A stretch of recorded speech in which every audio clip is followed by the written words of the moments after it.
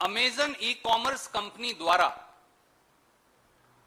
8,546 करोड़ रुपए की रिश्वत क्यों और किसे दी गई?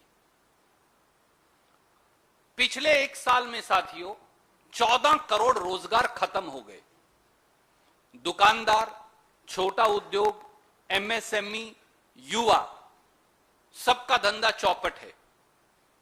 अब इस सनसनीखेज खुलासे से साफ हो गया है कि करोड़ों दुकानदारों, उद्योगों, एमएसएमईज और युवाओं की नौकरी कौन खा गया। अब चौंकाने वाले तथ्य सामने आए हैं कि विदेशी ई कॉमर्स कंपनी अमेजन ने पिछले 2 साल में भारत में कानूनी फीस के नाम पर 8,546 करोड़ रुपए का भुगतान किया, 8,500 करोड़ का भुगतान किया।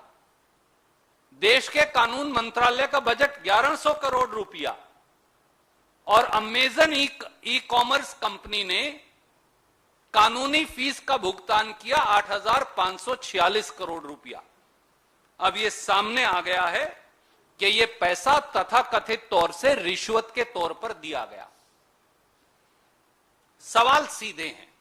पहला सवाल, अमेजन द्वारा 8,546 करोड़ रुपए की रिश्वत भारत में किस अधिकारी और किस सफेदपोश राजनेता को दी गई?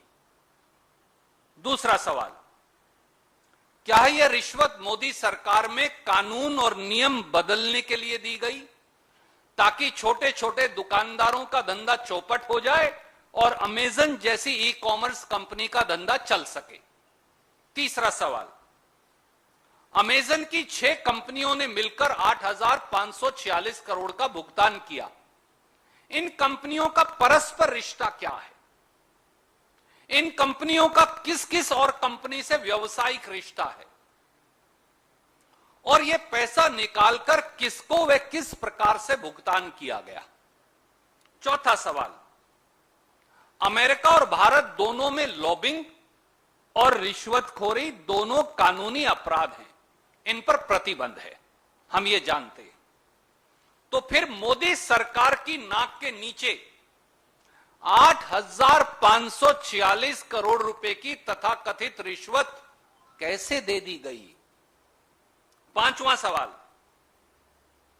क्या एक विदेशी ई कॉमर्स कंपनी द्वारा दी जाने वाली तथाकथित तौर से रिश्वत की इतनी बड़ी रकम अपने आप में राष्ट्रीय सुरक्षा से खिलवाड़ और समझौता नहीं?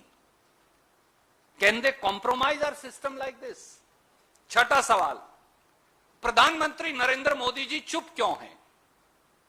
क्या वो अमेरिका के राष्ट्रपति से आज ये कहेंगे, क्योंकि वहां पर भी यह अपराध है, कि अमेरिका की कंपनी अमेजन से के खिलाफ आपराधिक कार्रवाई अमेरिका की सरकार भी करे? और सातवां और आखिरी सवाल, क्या देश में इस सनसनीखेज और तथाकथित रिश्वत घोटाले की जांच सुप्रीम कोर्ट के सिटिंग जज से नहीं करवाई जानी चाहिए?